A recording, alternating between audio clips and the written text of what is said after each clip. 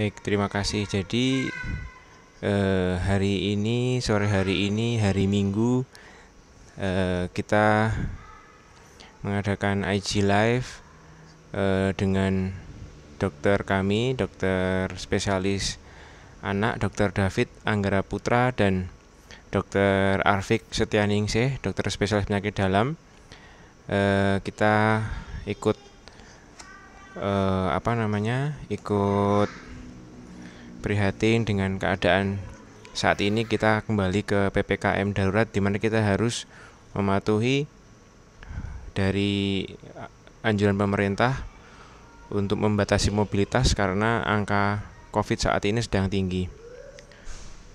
Jadi seperti kita ketahui bersama, pandemi COVID-19 ini sudah sejak Maret 2019 dinyatakan 2020 oleh WHO sudah dinyatakan resmi sebagai pandemi. Jadi sampai sekarang ternyata dari perubahannya, vaksinasinya, bahkan variannya dinamis sekali, sehingga mengharuskan kita lebih tetap berhati-hati. Apalagi kita sudah sering mendengar di berita-berita yang mungkin membuat kita takut. Saat ini memang rumah sakit yang ditunjuk untuk penanganan COVID-19 bahkan oksigen dalam keadaan yang mungkin tidak seperti sebelum pandemi. Jadi memang pada sore hari ini kita mengingat kembali apa-apa saja yang mungkin nantinya bisa bermanfaat bagi kita di rumah dengan IG Live ini. Yang pertama mungkin dari bersama dengan Dr. David dan Dr. Arfik, nanti kita akan membahas mengenai situasi COVID di Indonesia. Sebelumnya di dunia sudah seperti apa, kemudian kasus anak yang mungkin terpapar COVID itu di dunia berapa persen, kemudian di Indonesia berapa persen. Dan mungkin nanti ini menjadi pandangan kita sebagai orang tua ataupun sebagai orang dewasa untuk lebih berhati-hati. Kemudian yang mungkin juga jadi topik pembahasan nanti yaitu perbedaan antara COVID-19 di gejala pada anak dan pada dewasa. Jadi nanti kita mungkin bisa lebih bisa lebih waspada, lebih sensitif, lebih peka apabila memang ada gejala ataupun ada simptom ataupun mungkin kita baru sekedar hanya kontak erat saja. Kemudian sebenarnya kalau mau ditarik lagi, bagaimana sebenarnya proses masuknya virus COVID ini kok bisa sampai ke dalam tubuh kita. Kemudian nanti juga kita bahas juga bersama dengan Dr. David dan Dr. Arfik, yaitu macamnya daripada sekarang ini sudah ditemukan varian COVID-19 yang bermacam-macam. Apakah nanti mempengaruhi untuk gejalanya ataupun treatmentnya, pengobatannya, ataupun bagaimana nanti pelacakannya. Dan yang paling penting juga adalah pencegahan dengan protokol kesehatan sehari-hari, ikhtiar kita, kemudian nanti vaksinasi, ataupun jika pun sudah ada keluhan, harus segera mengisolasikan diri sendiri dari isolasi mandiri yang tanpa gejala, ataupun jika bergejala kita harus segera mencari pertolongan di tempat kesehatan. Dan jangan lupa juga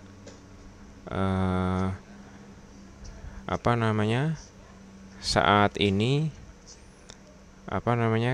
kandidat vaksin COVID-19 ini sudah tidak hanya pada umur-umur tua, tapi juga nanti pada anak-anak dan dewasa muda. Nanti akan disampaikan oleh beliau pandangan mengenai pentingnya pada vaksinasi ini.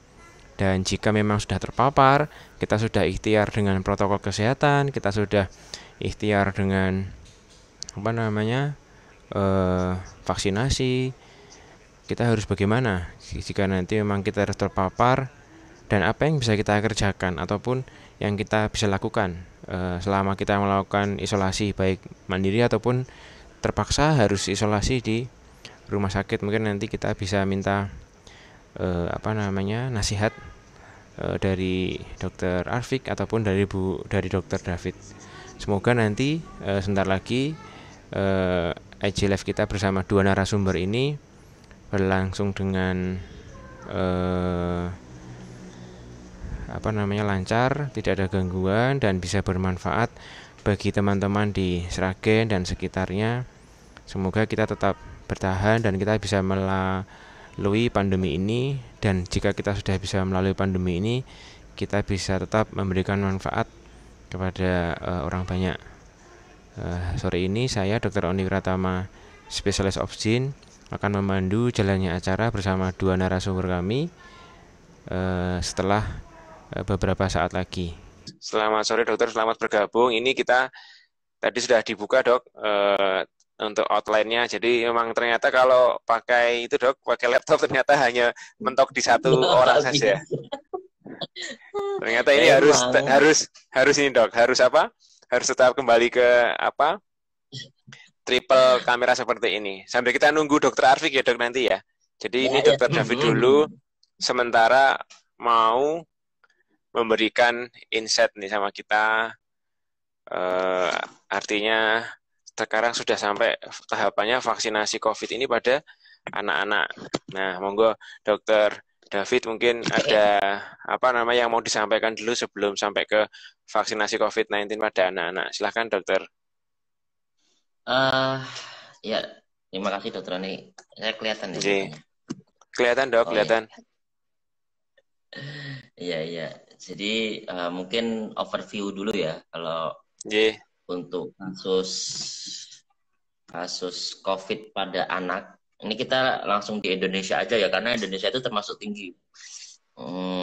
Angka COVID pada anaknya ya, yang khususnya pada anak. Nanti kalau untuk yang keseluruhan ya mungkin dokter Arfik nanti ya yang mau menyampaikan. Kalau overview aja untuk kasus COVID pada anak itu mungkin sudah sering disampaikan ya. Jadi datanya itu untuk anak 0 sampai 18 tahun itu totalnya 12,6% dari total keseluruhan kasus COVID di Indonesia. Kalau kita lihat data di Satgas COVID nasional ya, KPCPEN, yang dari situsnya itu kan per hari ini kan sekitar 2,28 juta tuh kasusnya total keseluruhan. 2,8. Nah, untuk anak sendiri itu sekitar 12,6% dari angka itu. Jadi kalau dihitung-hitung itu 1 dari 8 orang yang terinfeksi COVID di Indonesia itu adalah anak-anak. Gitu. Jadi ya cukup, ya bukan cukup lagi, sangat tinggi itu 1 dari 8 orang anak-anak seperti itu. Jadi ya apalagi kan kalau anak-anak kan istilahnya mereka mungkin tidak sepaham orang dewasa ya dalam mengetahui bahayanya COVID ini. Jadi harus orang dewasanya yang mengedukasi ke mereka. Seperti itu. Kemudian ya kalau kita lihat kan, nah ini saya ada data kalau per 30 Juni ini ya. Per 30 Juni ini untuk total kasus positif itu kurang lebih tadi 1:8. Jadi sekitar 270.000 anak. 270.000. Terus yang meninggal untuk usia anak-anak itu total sekitar 700-an anak. Dari 1 sampai 18 tahun. Terkonfirmasi jadi COVID gitu. Kalau yang terkonfirmasi itu tadi dok 270-an ribu. Tapi yang meninggal untuk anak-anak berapa ya dok? 700.000. 700 orang. 700-an. Cukup tinggi ya dok. Itu iya sangat tinggi itu. Seperti itu. Jadi Karena yaitu tadi anak itu kan dia bisa tertular dari orang dewasa dan bisa menularkan ke orang dewasa. Ya. Seperti itu. Dan ini data dari Edgemen itu anak yang positif COVID itu rata-rata atau sekitar 67%-nya tidak bergejala. Tapi dia bisa menularkan ke orang dewasa atau ke anak lain. Ya. Betul. Nah, apesnya nanti kalau menularkan ke orang dewasa yang punya komorbid, orang dewasa yang sudah lansia, atau anak-anak yang punya komorbid, nah itu kan bahaya juga seperti itu. Oke, ini ada yang nanya nih dok. Dok, untuk yang meninggal itu mereka punya penyakit penyerta enggak katanya itu dok? Ada yang nanya itu dok. Belum di breakdown ya dok ya? Beberapa ada penyakit penyertanya, beberapa juga tidak ada. Jadi memang kalau dari data penelitian itu kan yang mempunyai penyakit penyerta seperti kalau di anak ya, kalau di anak itu ada penelitian dari UI kalau saya tidak salah ingat itu ada seperti gagal ginjal, kemudian keganasan seperti itu. Tapi yang tidak mempunyai komorbid pun juga ada yang meninggal seperti itu. Jadi bukan berarti wah anak saya sehat ini stat gizinya kurva pertumbuhannya bagus, tidak stunting dan lain sebagainya. Wah nggak bakalan ini tertular COVID. Belum tentu juga. Semuanya punya resiko yang sama. Ya, ya. Terus apa lagi dok? Ya mungkin ini ya. Yang bahaya itu kalau itu tadi klaster keluarga itu loh dok. Beberapa waktu ini kan yang sering kita temui adalah klaster keluarga dok. Jadi bapak ibunya terkonfirmasi, kemudian anaknya juga terkonfirmasi COVID. Anaknya terkonfirmasi COVID, nanti orang serumah juga terkonfirmasi. Nah itu kan menambah beban menambah beban, menambah penderitaan dari keluarga tersebut. Gitu. Yes. Sudah Sorry dok. Dok. Suaranya udah belum dok ini? Sudah nggak terus lagi kan dok ya? Udah tenang ini ya? Jelas. Kalau saya jelas. Oh iya. Nah, tinggal nunggu dokter David. Dokter David. Nah, dokter. Oke. Suaranya jelas ya dok sekarang? Jelas. Udah nggak ada keresek lagi ya? Nggak ada. Oh. Oke dok. Jadi tadi dok sampai ke anak-anak sebagai sumber penularan tadi gimana dokter David? Monggo dok. Ya, saya duluan ya dokter Afik. Ya mau. Dokter Afik mau istirahat dulu kan tadi habis seharian itu. Jadi kalau saya masuk ke isolasi mandiri yang buat anak-anak ya, mungkin kan ini kasusnya banyak nih yang sedang isolasi mandiri kalau di anak-anak. Jadi kalau untuk anak-anak syarat isolasi mandiri itu yang pertama adalah dia tidak bergejala atau istilahnya asimptomatis, terus kemudian gejalanya ringan, ada gejala tapi gejalanya ringan, contohnya ada batuk atau pilek atau demam, kemudian muntah 1 kali 2 kali, atau ada ruam-ruam kemerahan. Jadi kalau pada anak memang salah satu gejala COVID-nya yaitu ruam kemerahan di kulit. Kemudian yang ketiga, anaknya masih aktif, masih lari ke sana kemari, makan minumnya masih masih bagus. Nah, itu bisa isolasi mandiri.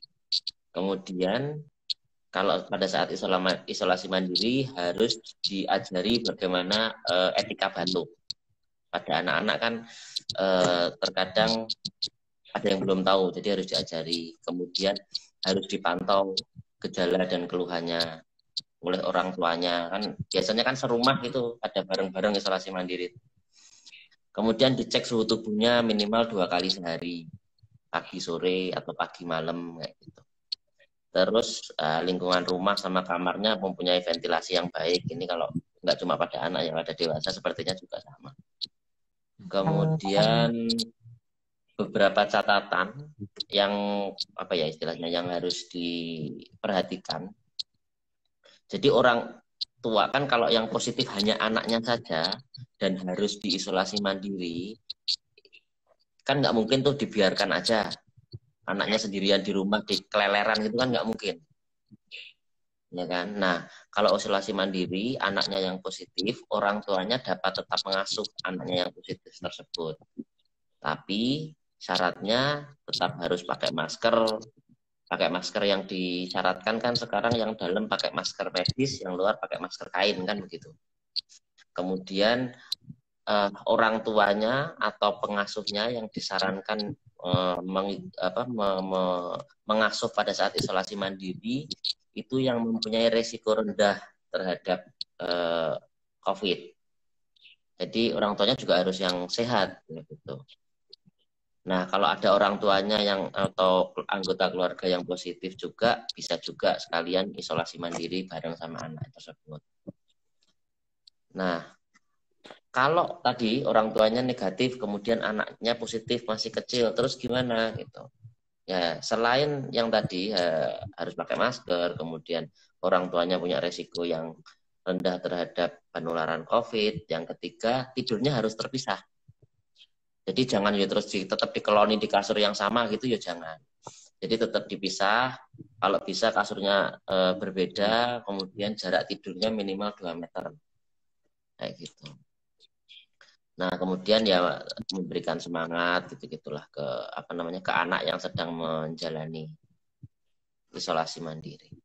Kemudian kalau pada anak mungkin gejalanya relatif sama ya dengan dewasa, demam, batuk, pilek, nyeri tenggorokan, sakit kepala, mual atau muntah, diare, sesak nafas. Mungkin yang beda ya ada ruam kemerahan, kadang ruam-ruam di kulit pada anak. Nah, orang tua juga harus tahu tanda bahaya atau laju nafasnya itu yang dikatakan berbahaya pada anak-anak itu berapa, kayak gitu. Kalau dewasa kan sama ya Dokter Arfik ya. Dari umur 18 ke atas itu kan relatif sama, 15 ke atas remaja itu kan relatif sama ya. Tapi kalau anak-anak itu kan beda. Jadi orang tua harus tahu. Contohnya nih, kalau kurang dari 2 bulan itu dikatakan tanda bahaya kalau nafasnya dalam 1 menit 60 kali. Kemudian kalau 2 bulan sampai dengan 1 tahun itu nanti dikatakan bahaya kalau 50 kali ke atas. Kalau 1 sampai 5 tahun itu 40 kali ke atas. Kalau di atas 5 tahun itu 30 kali ke atas. Nah, itu kan tadi harus dipantau gejalanya sama orang rumah ketika isolasi mandiri. Terus kapan nih kira-kira ketika isolasi mandiri itu harus segera dibawa ke fasilitas kesehatan kan gitu. Nah, beberapa tandanya yang pertama selain tadi laju nafas itu, yang pertama adalah anak nggak aktif, jadi sering tidur aja, nggak aktif. Kemudian nafasnya cepat, yang tadi sebelumnya saya sampaikan itu. Kemudian kalau pas napas itu hidungnya kembang kempis. Jadi orang tuanya kan ngeliat nih, oh nafasnya kok cepat, dihitung ternyata lebih dari normalnya tadi. Kemudian hidungnya kembang kempis buka tutup gitu. Terus kemudian kalau pas napas dilihat dadanya itu ada cekungan di dadanya. Nah, kalau istilahnya retraksi kayak gitu. Kemudian kan sekarang banyak tuh yang punya ini ya, saturasi oksigen itu ya Dok ya, oksimetri itu.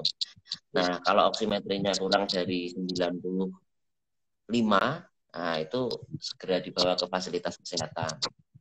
Kemudian demamnya nggak sembuh-sembuh nih, 39 terus selama 1 minggu lebih, nah, itu juga harus dibangun.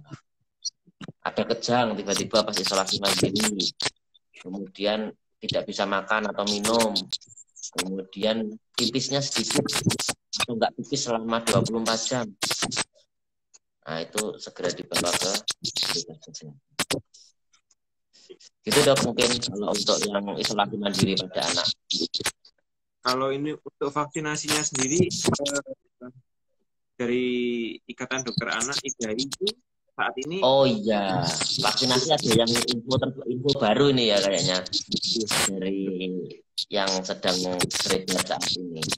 Jadi kalau info terbarunya sebelumnya kan anak-anak itu belum boleh ya Dok. untuk vaksin itu kan 18 tahun ke atas. Nah, untuk saat ini Badan POM, kemudian IDAI juga, Ikatan Dokter Anak Indonesia, itu juga sudah merekomendasikan bahwa usia 12 sampai 17 tahun itu sudah boleh divaksin. Tapi vaksin yang saat ini diperbolehkan dan sudah disetujui oleh Badan POM itu yang inactivated ya. Jadi kan vaksin ada beberapa tuh, mungkin nanti dokter Abdul. Vaksin ada macam-macam tuh, ada mRNA, ada viral vector, ada inactivated. Nah, yang saat ini sudah disetujui oleh Badan POM dan sudah direkomendasikan oleh IDAI untuk anak-anak usia 12 sampai dengan 17 tahun itu adalah yang inactivated. Nah, untuk inactivated, vaksin yang ada di Indonesia itu yang disetujui tadi adalah yang dari Sinovac. Seperti itu. Jadi sementara 12 sampai 17. Di bawah itu belum ada rekomendasi, jadi belum bisa diberikan. Begitu, Dok. Berarti yang Sinovac, Dok ya?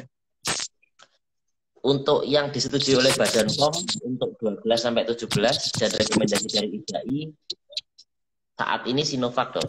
Karena yang sudah ada uji klinisnya 1 dan 2 kan dari Sinovac. Oke. Kalau untuk yang lain-lain bagaimana? Untuk yang lain-lain saat ini belum ada persetujuan dari Badan POM dan belum ada rekomendasi dari Ikatan Dokter Anak Indonesia. Begitu. Tadi ada pertanyaan untuk vitamin. Ada yang nanya vitamin untuk anak untuk mencegah, Dok, di masa pandemi ini ada rekomendasi dari dokter tidak untuk ibu-ibu anak? Multivitamin ya kalau untuk isolasi mandiri memang ada beberapa yang direkomendasikan. Jadi vitamin C, kemudian vitamin D, kemudian zinc. Itu yang direkomendasikan. Oke. Berarti 3 itu ya, Dok ya? C, D, dan zinc ya, Dok? Oke. C, D, dan zinc.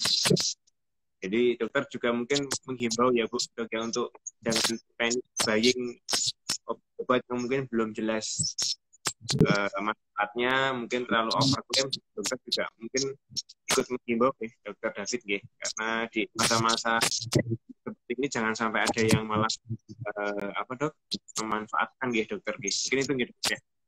Iya, betul kan. Kenapa kok vitamin itu, maksudnya 3 vitamin tadi yang terutama yang maksudnya yang ini ya, yang tidak bergejala atau gejala ringan, karena kan yang sudah ada penelitiannya kan itu yang mungkin COVID ini kan baru ya, Dok ya. Jadi mungkin kalau nanti ada perubahan-perubahan atau tambahan-tambahan berdasarkan penelitian ya bisa saja. Tapi kalau untuk saat ini memang vitamin C, vitamin D, dan zinc itu yang dijadikan protokol pemberian vitamin kalau pada anak. Oke, Dokter. Ada tambahan lagi, Dok, mungkin, Dok, untuk COVID-19 pada anak-anak, Dok? Mungkin kalau kan harus periksa ke dokter gitu, Dok, mungkin. Atau ya itu tadi.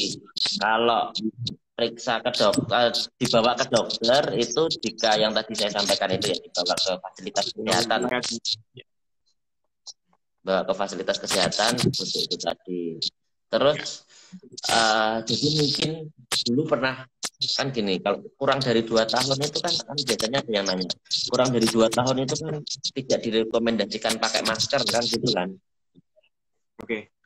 Nah, itu diterjemahkan bukan berarti terus keluar nggak dipakaikan masker, enggak. Kalau memang dia tidak bisa dipakaikan masker, ya jangan diajak keluar, diajak jalan-jalan, ya jangan. Karena dia tidak bisa dipakaikan masker, makanya di rumah aja, gitu.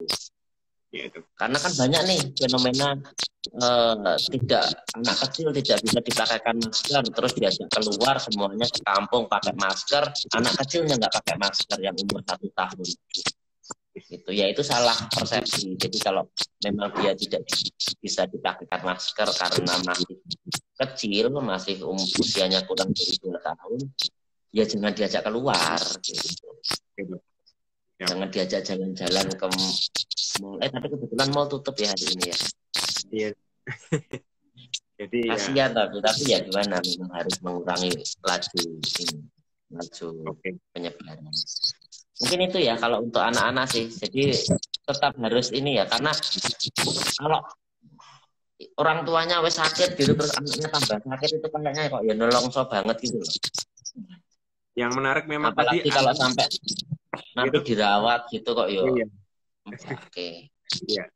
Yang menarik kalau nanti tadi ya dok ya, jadi sumber infeksius untuk orang-orang dewasa yang di rumah itu juga malah dokter jadi kayak infeksi silang di sekeluarga ya dokter David ya, mungkin dokter. Iya nanti ini. Infeksi itu. Okay. Oh iya, satu lagi dok. Jadi kan mungkin orang tua ini stres ya, maksudnya kalau di rumah kan ya gimana anaknya bosen. Nah itu harus menuntut kreativitas dari orang tua. Ya memang ini mending berpikir untuk menjadi kreatif daripada nanti anaknya dirawat terus stres kan gitu. Ya kan, mending harus berpikir kreatif dulu. Terus jangan cuma dimarah-marahin. Jadi nggak pakai anaknya kan ya, namanya anak kecil kan kalau disuruh pakai masker atau disuruh cuci tangan gitu kan terkadang ada beberapa yang bandel ya. Ya itu jangan terus diomel-omelin, dimarah-marahin, jangan. Tapi diajari, diberikan contoh. Ini loh orang tuanya juga cuci tangan. Ini loh orang tuanya juga pakai masker. Nah kalau anak kecilnya dipaksa-paksa pakai masker, tapi emaknya sama bapaknya kalau ngobrol maskernya dilepas, ya sama aja bohong kan gitu. Jadi memang harus diberikan contoh yang baik ke anak-anaknya itu. Gitu dok. Setuju dokter David. Dokter Afik aja kayaknya banyak nih yang harus ngomongin dokter Afik. Dokter Afik, selamat sore dokter. Mungkin dokter kita mengkerucut untuk ini ya dok ya, kan sekarang ini mungkin ya kalau untuk cara masuknya virus ini mungkin semua sudah paham ya dok. Kemudian dokter mungkin bisa ini dokter Afik memberikan insight lah, wawasan sama kita di Sragen sekitarnya, khususnya Sragen. Untuk varian-varian ini kan makin lama makin banyak variannya, entah dari varian India, Inggris dan lain-lain. Itu mungkin dokter bisa cerita sedikit kita nih di Sragen. Ya tadi kan positivity rate-nya kan sudah tinggi sekali, 50% mungkin lebih ya dok ya, karena di rumah sakit pun sudah sampai banjir-banjir di tenda-tenda darurat.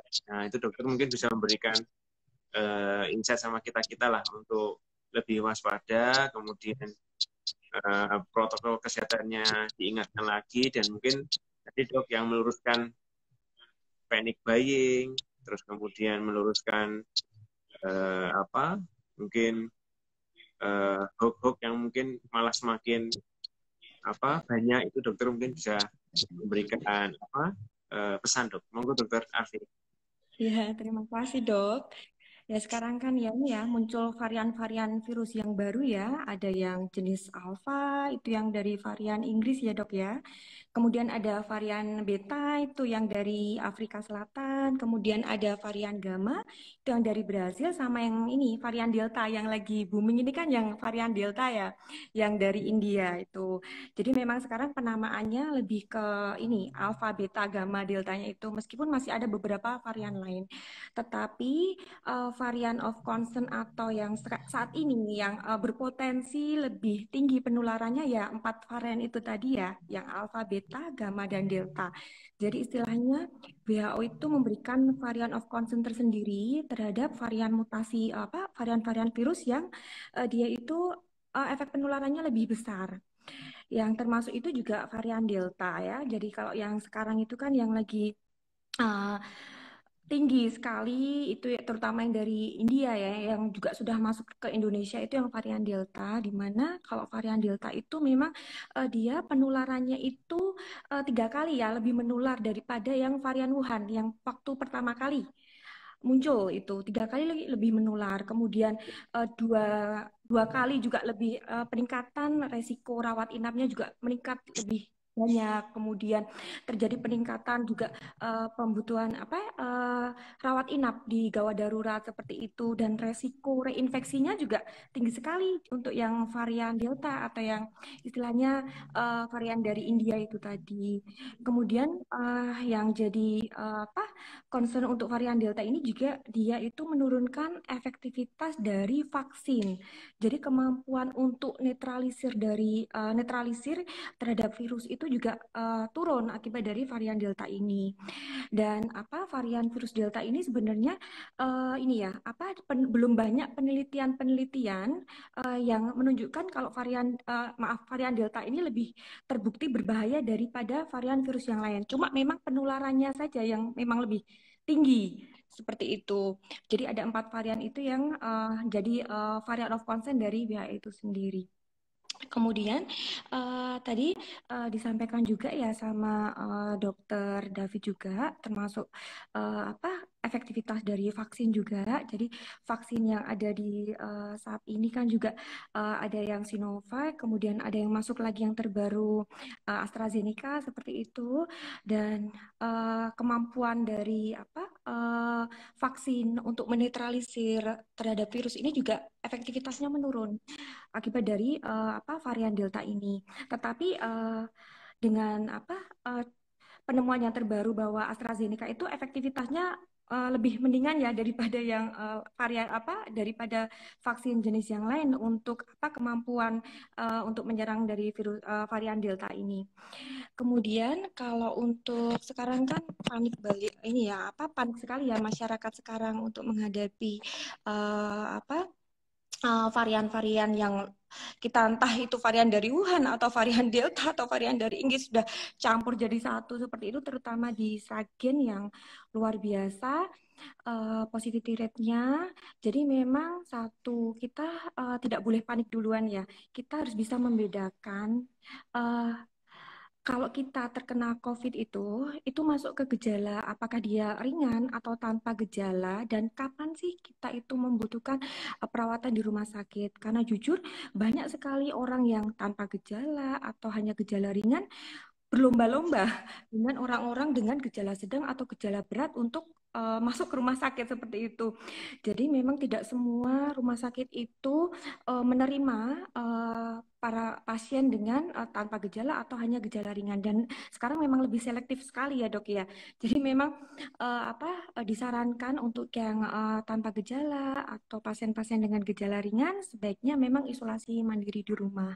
Tetapi isolasi mandiri di rumah ini bukan lantas memang dia mengobati sendiri, ngetes sendiri atau ngobati asal. Pokoknya semua obat yang dia dengar tanpa ada bukti ilmiah semua dikonsumsi seperti itu kan memang salah ya. Jadi kita kalau ada uh, menderita misalkan tanpa gejala ataupun dengan gejala ringan, memang boleh kita itu isolasi mandiri, tetapi tetap harus aware juga, tidak semua obat-obatan itu harus kita konsumsi.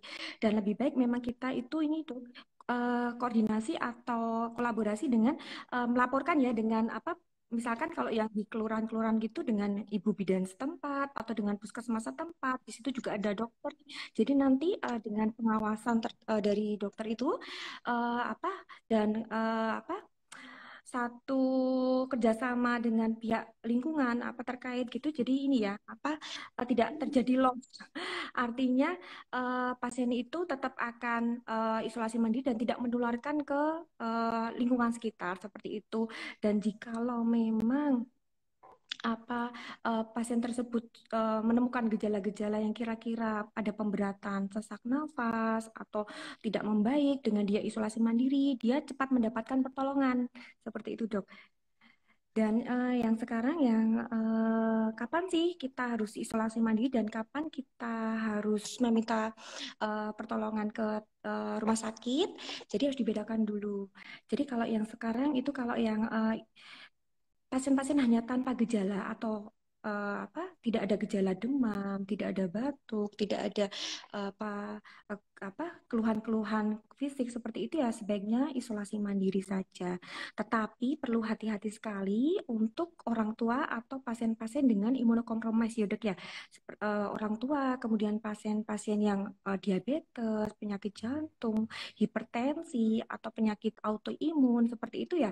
Dia tidak bisa kalau misalkan dia hanya isolasi mandiri sementara dia masih membutuhkan pengobatan seperti itu ya sebaiknya memang harus periksa ke dokter apalagi ditambah dengan dia gulanya tinggi atau tensinya juga tinggi seperti itu. Jadi harus ada pemeriksaan lebih lanjut dengan dokter seperti itu. Kemudian untuk yang sekarang itu kalau gejala ringan demam atau penentuan gejala itu sebenarnya ada dari klinis maupun dari ini ya dok ya epidemiologis ya dok ya. Jadi kriteria untuk pasien itu bergejala itu dari gejala dari klinis maupun dari epidemiologi. Kalau yang klinis itu seperti demam atau ada batuk.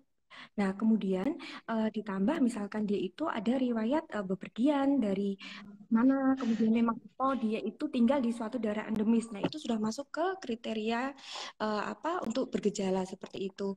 Kemudian jika ada gejala ringan, kita nggak usah panik ya dok ya. Kalau hanya gejala ringan seperti batuk atau demam, tapi tidak ada peningkatan sesek, kemudian yang perlu kita lakukan pertama kali kita nggak usah panik dulu. Kita harus tetap tenang. Mungkin kita bisa isolasi mandiri dulu, memisah sendiri ya dengan anggota keluarga yang lain seperti itu. Dan kita bisa melakukan sendiri pemeriksaan. Misalkan kita beli ini ya oximetri ya untuk mengecek setiap hari pagi dan sore hari saturasi oksigen.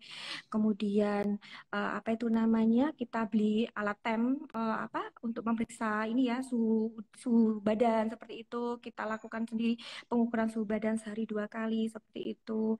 Kemudian jika memang suhunya kok masih tinggi ditambah saturasinya kok turun kurang dari 95%, nah itu kita harus segera periksa ke dokter. Kita bisa menghubungi ke puskesmas terdekat atau bisa ke rumah sakit, tapi tetap tidak boleh panik seperti itu. Dan nanti dokter akan melakukan pemeriksaan lagi, ataukah perlu dicek darah lengkapnya atau perlu dicek ronsennya seperti itu. Dan jika memang mengarah ke gejala sedang, di mana gejala sedang itu ada tanda-tanda pneumonia ya dok ya.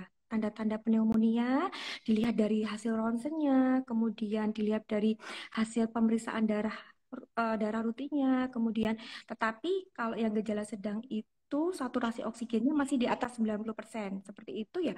Apalagi dia ada komorbid, nah itu memang sebaiknya harus rawat inap di rumah sakit seperti itu. Kemudian kalau sudah gejala berat artinya sudah sesak sekali.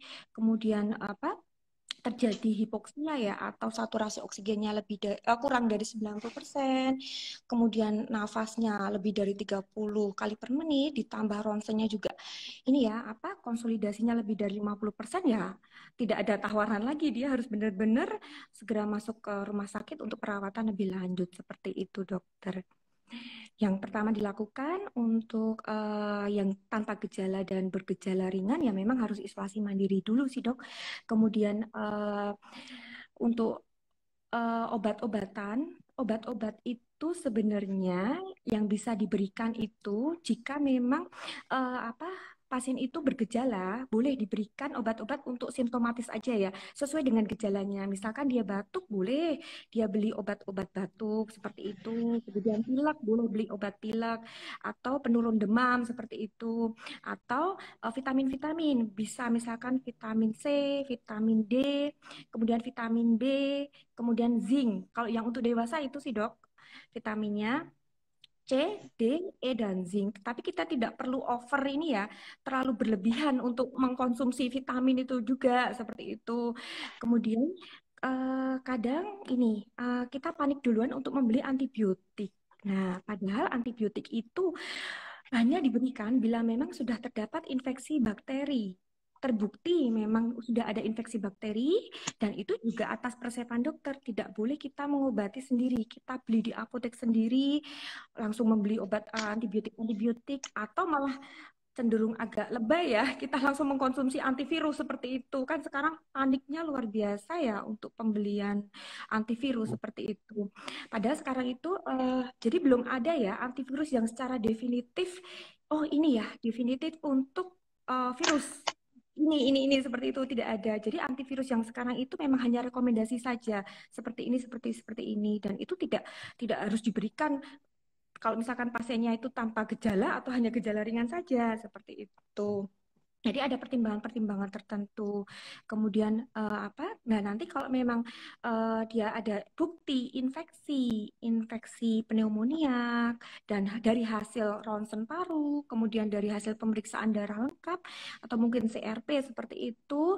Nah, itu nanti barulah masuk obat-obatan antibiotik itu tadi, seperti itu. Jadi jangan kita panik duluan langsung borong antibiotik dari apotek, kita borong vitamin C dosis tinggi, memborong vitamin D dosis tinggi seperti itu. Apalagi kita beli sendiri antivirus, misalkan kayak oseltamivir, favipiravir seperti itu. Janganlah seperti itu, karena nanti ini ya justru itu malah bikin ini demand-nya juga tinggi dan stoknya juga kasihan gitu loh. Jadi kita tidak perlu sepanik itu, seperti itu dokter. Betul, betul. Oke. Dok, Kemudian untuk vitamin ya dok ya, yang ya. saya bisa tambahkan. Jadi kalau misalkan pasien-pasien tanpa gejala, artinya tanpa gejala itu ya merasa sehat saja. Cuma terkadang dia diharuskan untuk pemeriksaan antigen, misalkan seperti itu, dan antigennya positif dan dia melanjutkan ke PCR seperti itu dan PCR-nya positif. Nah, untuk tanpa gejala ataupun gejala ringan, vitamin yang boleh dikonsumsi yang pertama vitamin C. Dan vitamin C ini kita tidak perlu terlalu tinggi ya, high dose seperti itu ya. Jadi cukup dengan vitamin C oral atau yang minum, yang terutama dipilih yang vitamin C itu yang tidak mengiritasi lambung ya, yang cukup aman untuk lambung. Itu vitamin C boleh sehari 2 kali sampai 3 kali, 500 miligram seperti itu. Oke. Kemudian untuk vitamin D juga sama, kita bisa memilih sekitar 400 sampai 1000 international unit. Kemudian boleh ditambahkan zinc sekitar 10 sampai 20 miligram seperti itu. Dan jika memang ada keluhan demam, boleh kita memberikan paracetamol seperti itu. Dan untuk anti nyeri perlu hati-hati sekali ya dok ya untuk anti nyeri, karena pemilihan anti nyeri ini juga seperti buah si malakama sendiri. Apalagi pasien-pasien tanpa gejala atau gejala ringan, kita salah memberikan anti nyeri, di mana anti nyerinya ini bersifat anti radang. Nah, seperti itu.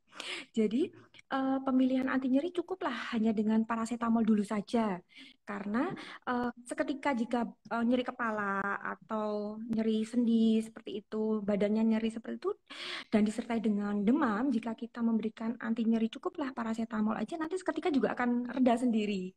Atau dengan vitamin B seperti itu, nanti lama-lama juga reda sendiri.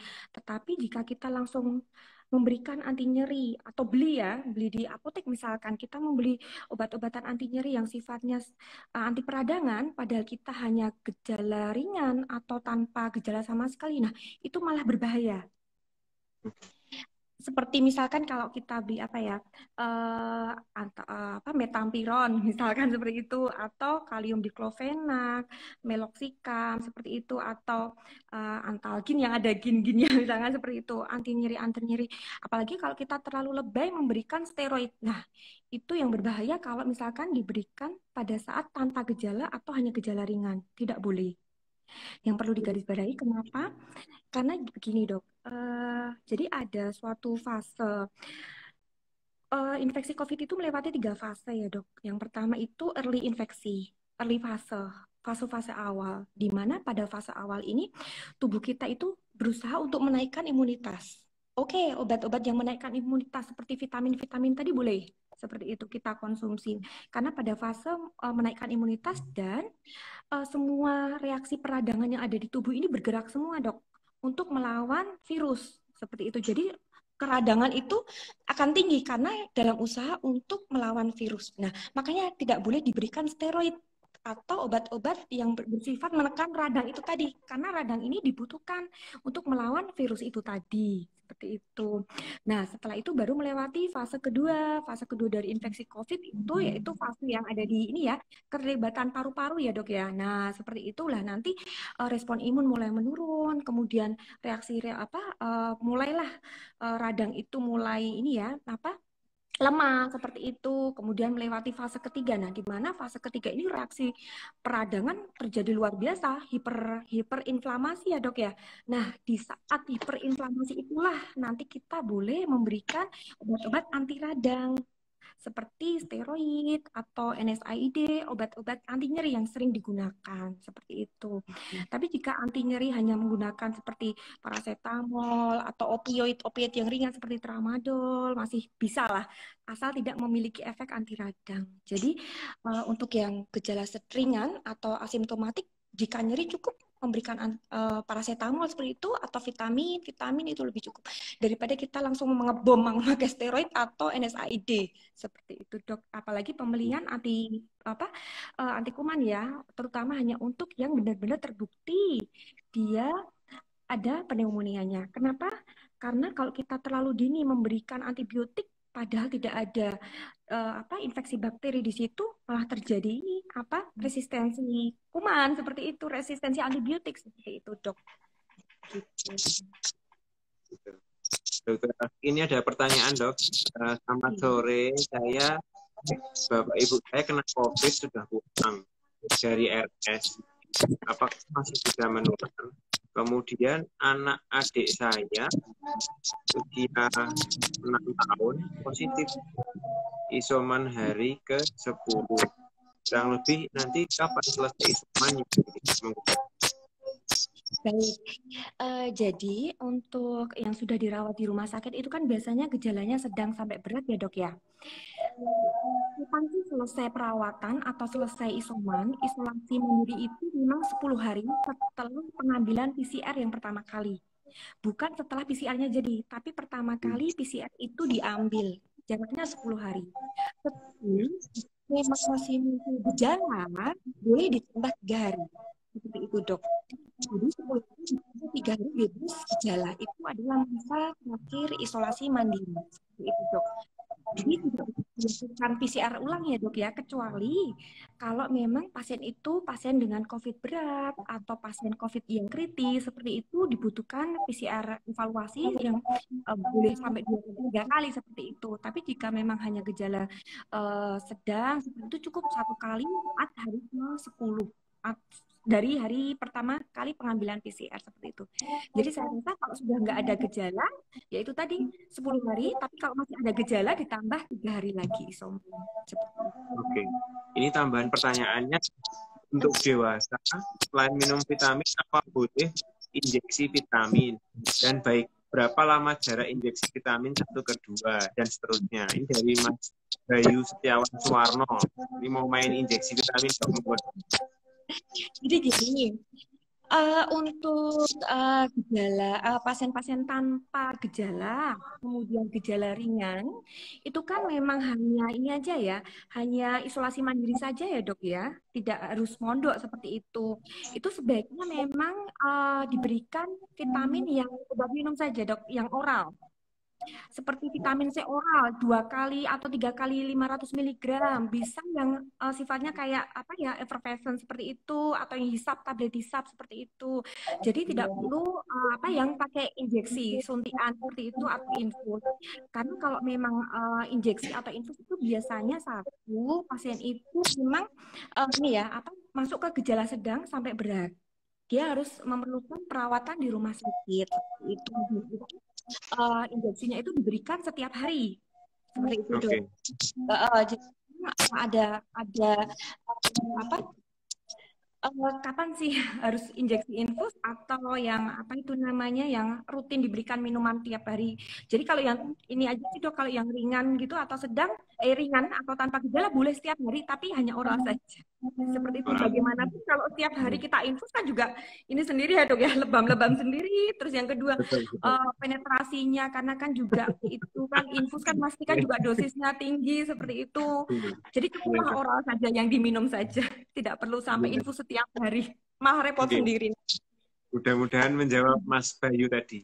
Ini mungkin untuk Dokter Alfi sama Dokter David nih, Dok. Apakah varian Delta juga menular lewat droplet atau bisa dari udara dalam kurung aerosol? Soalnya tetangga kanan kiri positif. Walaupun anak sudah dikandangin di rumah, ini mohon maaf nih kalimatnya mungkin ya, sudah diisolasi, maksudnya sudah di apa? Bukan dikandangin mungkin nih. Kan anak kan bukan hewan, sudah di rumah, tapi lingkungan perumahan kan mepet. Nah, monggo dokter ada Afik mungkin tadi yang masalah varian Delta tadi dok, monggo dok. Iya, jadi kalau varian Delta ini berdasarkan penelitian-penelitian itu belum terbukti ya lebih berbahaya daripada varian yang lain. Kalau untuk penularannya memang sekarang itu bahkan tidak hanya varian Delta ya, varian yang Alpha itu juga itu sudah airborne ya, bukan ya, tidak hanya cuma droplet aja. Penelitian-penelitian terbaru bahkan menunjukkan sudah tingkatnya sudah airborne. Jadi kenapa kita harus sampai double masker seperti itu. Kemudian kita harus sampai 5M. Dulu kan masih 3M ya dok ya. Karena dulu penularannya masih droplet seperti itu. Jadi penelitian-penelitian yang terbaru itu sudah sampai ke airborne juga. Dan kalau varian Delta ini memang lebih menular daripada yang varian yang Wuhan yang pertama.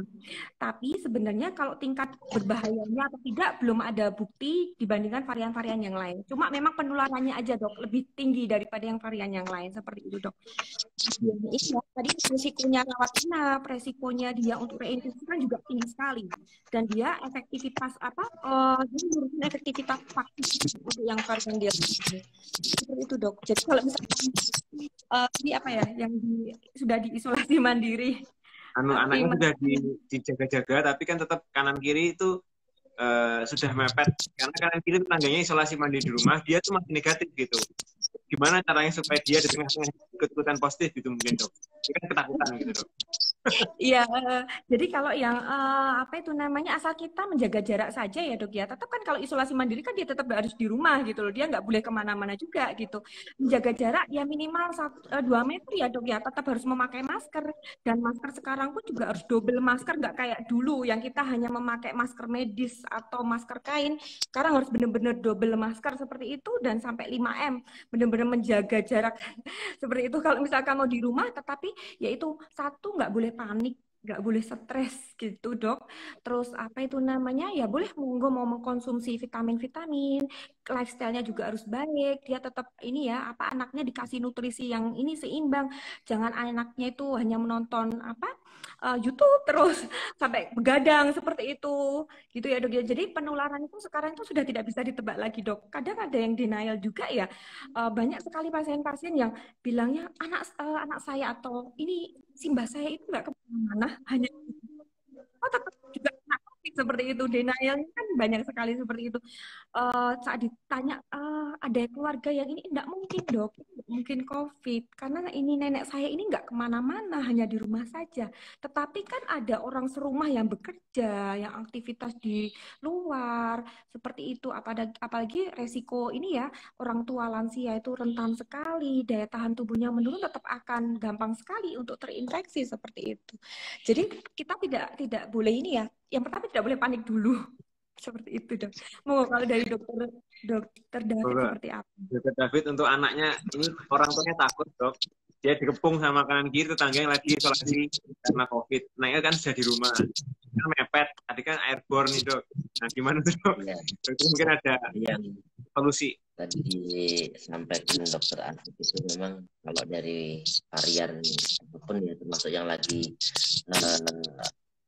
lagi populer saat ini kan Delta, memang belum terbukti kan tadi yang disampaikan dokter Afif. Permasalahannya jadi gini, kita analogikan kayak gini. Tadi kan dokter Afif bilang ini tuh tidak berbahaya tapi mudah menyebar. Nah, karena dia mudah menyebar itulah makanya gampang terkena. Akhirnya kan sekarang kasusnya juga sangat tinggi. Yang kemarin-kemarin mbak saya sehat-sehat aja tuh dok, sekarang kok jadi positif. Nah, karena gampang menyebar itu dan mbaknya kan udah tua kan gitu. Jadi yang dikatakan dokter Arfik yang dia tidak lebih berat itu memang iya, tapi permasalahannya dia gampang menyebar. Kalau gampang menyebar, istilahnya kalau sekali dia nggak pakai masker langsung kena. Ya kalau dia kebetulan nggak punya comorbid, ya mungkin selamat gitu. Kalau yang kebetulan yang kena, yang punya comorbid atau yang udah sepuh, kan kasihan kan kayak gitu. Itu yang terkait tadi varian delta. Terus yang terkait itu yang anaknya sudah dikandangin itu, ya itu saya baca doang. Ini mungkin nah, makanya itulah fungsinya sama-sama pakai masker gitu. Maksudnya begini, kalau kita pakai masker, kemudian tetangga-tetangga sekitar nggak pakai masker, kan mereka bersin, mereka batuk, ya akhirnya kan apalagi airborne dan gampang menyebar, cepat menyebar. Akhirnya kan punya resiko untuk tertular. Tapi kalau tetangganya pun positif, tapi tetangganya tertib, tetangganya positif kan pasti diisolasi mandiri di dalam rumah ya. Kalau tetangganya positif dia berkeliaran ya namanya kurang ajar tetangganya kan gitu. Takutnya kan dari rumahnya kan ada airborne dokter, dari rumah lewat gitu loh. Mungkin dong ini kan pikirannya orang kan. Iya makanya ini tak kasih tahu sekalian harus sama-sama pakai masker gitu. Maksudnya mau tetangga kita positif atau mau tetangga kita tidak, kalau kita sudah maksudnya gini, kalau kita udah pakai jeruji, pakai macam-macam, tapi di sekitarnya banyak yang tidak pakai, ya kan sama aja. Makanya itulah pentingnya saling mengingatkan. Kita udah pakai masker nih, udah ini gitu loh. Tapi kalau tetangga sekitar kitanya nggak pakai masker, ngomong sambil tidak, ya nyemprot semua kan gitu. Nah, makanya itu tadi 5M itu tadi. Sekarang kan 3M nih, ketambahan beberapa varian yang ini jadi 5M. Nanti kalau nggak patuh lagi bisa 7, 8, 9. Yang repot kita juga kan banyak M-nya nanti. Gitu. Jadi tetap walaupun tetangga sekitarnya itu banyak yang positif dan istilahnya anaknya sudah masuk kandang, ya tetap protokol kesehatannya tetap harus dijaga gitu. Itu sudah bagus sih, istilahnya sudah diisolasi ya, bukan diisolasi ya, berarti anaknya sudah di rumah saja, itu sudah bagus gitu. Yang jadi pertanyaan adalah, dan jangan jadi pertanyaan, jangan tetangganya dulu, orang tuanya tertib nggak prokes kan gitu. Orang tuanya harus tertib dulu prokes, baru nanti ke tetangganya gitu. Jangan sampai anaknya sudah di rumah aja, tapi bapak ibunya masih keluar, nge-mall bentar lah, bosen di rumah. Nah, nanti pulang-pulang kan bisa bawa bisa bawa virus ke rumah. Gitu. Atau kalau enggak, bentarlah ke warung sebelah dulu. Nggak pakai ngurang deket doang, nggak usah pakai masker lah. Nah, itu kan nanti pulang ke rumah bawa virus juga. Gitu. Jadi kalau anaknya sudah dirumahkan, sudah di rumah saja, naik nih ke orang tuanya harus prokes. Kalau orang tuanya sudah benar-benar prokes nih, dalam artian prokes itu pokoknya keluar dari pintu rumah itu pakai masker, terus kemudian belanja cuma ya belanja terus pulang. Kalau emang mau pengen cilok ya beli cilok dibawa pulang kan kayak gitu. Nah, terus baru dilihat tetangga kanan kirinya. Kalau tetangga yang tidak pakai tuh, Pak, ya minta tolong pakai masker. Iya, Bapak nggak ketularan. Nanti kalau kayak saya ketularan, saya mati gimana, Pak? Kan gitu. Jadi diingatkannya baik-baik gitu. Karena kalau kita saja yang waspada, tapi orang-orang sekitar kita tidak waspada atau tidak prokes, ya resikonya nggak cuma ke mereka, tapi ke kita juga. Jadi diingatkan pelan-pelan. Karena kan nggak cuma keluarga, nggak cuma tetangga ya, kadang keluarga kita sendiri aja susah ngertinya kan gitu saat ini. Jadi ya itu tadi harus sama-sama. Jadi bukan suatu masalah kalau tetangganya positif dan lain sebagainya. Yang terpenting prokesnya tetap harus laksanakan dengan ketat. Gitu. Dari saya itu sih. Iya. Satu lagi dok, ada ini pasien tanya, berita COVID makin banyak, meninggal makin banyak, orang tua sudah divaksin, suami sudah, tapi dia lagi hamil dok, apa namanya, dia punya anak, mungkin dia mengharap ada vaksin untuk ibu hamil sama untuk anaknya. Nanti dokter David sudah indiko ya dok ya, kalau umur berapa dok yang sudah mulai divaksin dok? Kalau saat ini yang sudah disetujui oleh Badan POM, Badan POM ini kan juga lagi ngehit kan selama COVID ini. Sebelum COVID pada nggak kenal kali Badan POM apaan, tapi kan selama COVID ini Badan POM tuh ngehit banget. Nah, yang sudah disetujui oleh Badan POM dan sudah direkomendasikan oleh IDAI, Ikatan Dokter Anak Indonesia, itu 12 sampai dengan 17 tahun menggunakan inactivated vaksin. Inactivated ya. Saat ini yang beredar di Indonesia yang disetujui itu adalah yang produksinya Sinovac. Kalau nanti 6 bulan lagi atau 1 tahun lagi ada tambahan ya itu nanti. Tapi kalau untuk saat ini loh ya, itu dari Sinovac.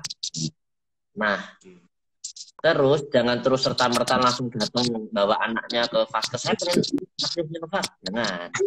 Karena itu nanti tergantung. Iya, kan banyak tuh udah diumumkan. Boleh nih vaksin nih 12 sampai 17 tahun. Terus pada ngejar-ngejar langsung pengen divaksin. Masalahnya itu kan program. Jadi nunggu dulu dari instruksi pemerintah, dihalu-halu kan biasanya dari pemerintah. Ya silahkan dibawa ke sini, daftar dulu dan lain sebagainya. Nah baru itu. Karena percuma mau geruduk restu ibu juga nggak ada Sinovacnya sekarang. Jadi Bu, programnya sih yang diperbolehkan itu 12 sampai 17 tahun menggunakan Sinovac. Kalau di luar, sudah ada penelitian ya untuk yang vaksin yang untuk remaja usia lebih dari 12 tahun yaitu Pfizer ya, dari Pfizer dan Moderna ya. Itu sudah ada penelitian di luar. Cuma memang di Indonesia belum begitu ini ya karena memang belum banyak penelitiannya juga, belum disetujui oleh Badan POM. Kemudian yang untuk ibu hamil itu yang baru ada penelitian itu yang Pfizer sama yang Moderna aja ya, Dok ya. Kalau untuk yang Sinovac sama AstraZeneca belum ada. Kalau yang dari luar baru itu aja sih, yang apa itu namanya Sinovac sama yang dari luar Pfizer sama Moderna aja. Itu yang untuk ibu hamil. Tapi belum di-approve di Indonesianya belum ada ACC ya, Dok ya? Dokter Oni ya? Ya, mungkin itu untuk apa? Untuk meluruskan mungkin Dokter Afif kembali. Jadi kan prinsipnya waktu kan inactivated terus. Jadi memang untuk ibu hamil justru karena prinsipnya head to head dengan vaksin TT yang biasa diberikan ke ibu hamil, maka yang saat ini yang rencananya mau direkomendasikan justru yang Sinovac Dokter Afif.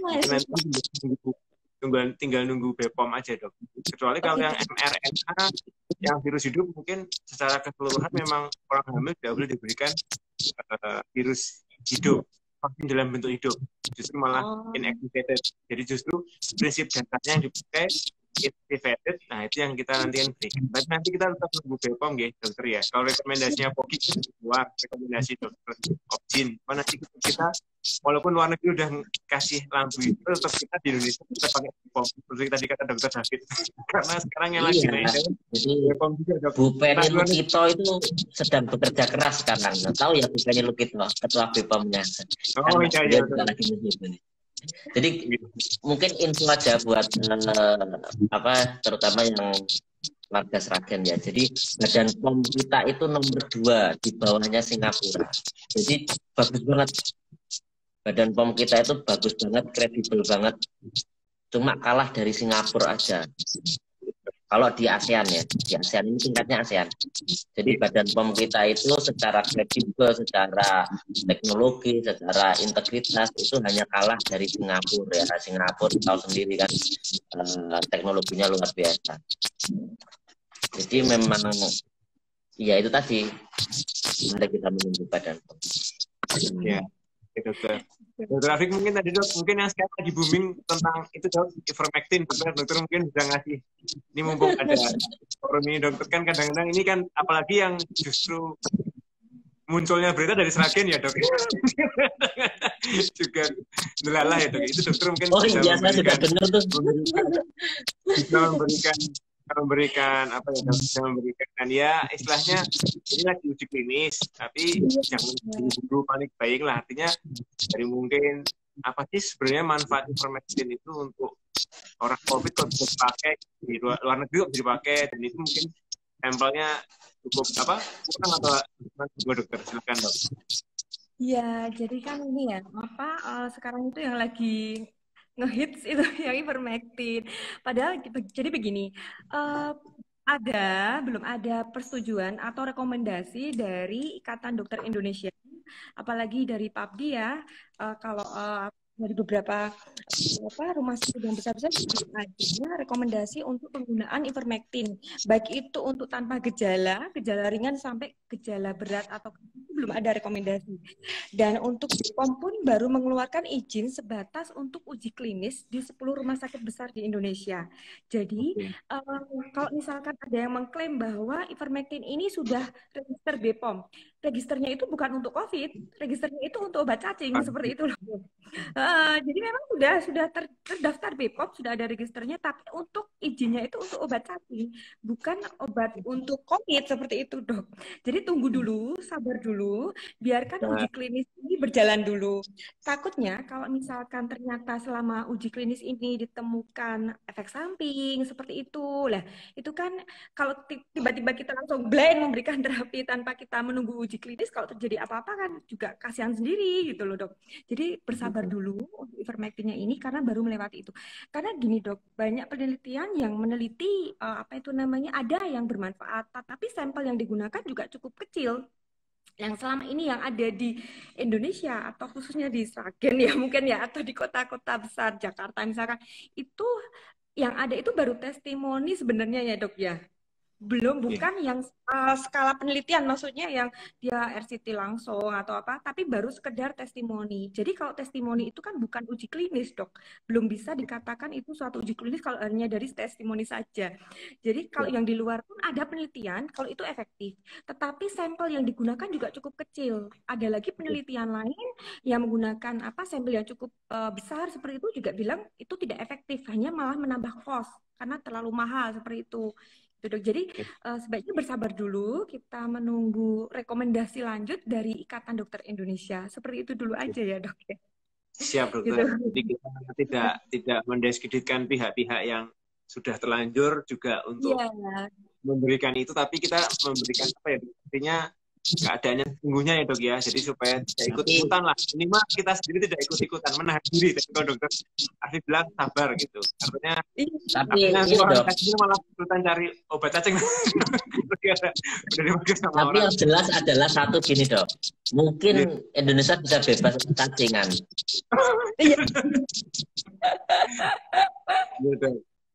Mungkin bisa itu dok. Ya, untuk yang preventif itu kan hanya sebulan sekali ya, single dose ya dok ya. Nah kalau ini kan yang sekarang itu lagi boomingnya itu kan sampai setiap hari minum seperti itu, di hari ke-1, 3, 5 ada yang seperti itu. Tapi itu kan hanya berdasarkan testimoni saja dok. Jadi padahal nanti takutnya kalau terjadi suatu efek samping, dan itu malah memperberat kondisinya pasien itu sendiri, kan malah jadi bumerang. Seperti betul, itu dokter. Siap. Tapi mungkin udah sangat jelas ini untuk varian tadi sampai ke ininya isu terkini ya dok ya. Dokter David juga mungkin kasusnya kalau di Muadi dokter menemukan seperti apa dok? Mungkin ada gambaran untuk kita di Solo seperti apa dok? Anak-anak dengan COVID itu mungkin sebanyak apa dok? Tadi kan di Indonesia. Mungkin kalau Solo Raya dokter bisa memberikan gambaran betul dok untuk kita. Kalau sejauh ini memang kasusnya maksudnya dibandingkan awal 2021 ya, awal 2021 itu kan memang dibandingkan sekarang jauh lebih banyak sekarang gitu. Dan ya itu tadi, kalau di awal-awal tadi kan ada yang tanya, kan ada penyakit.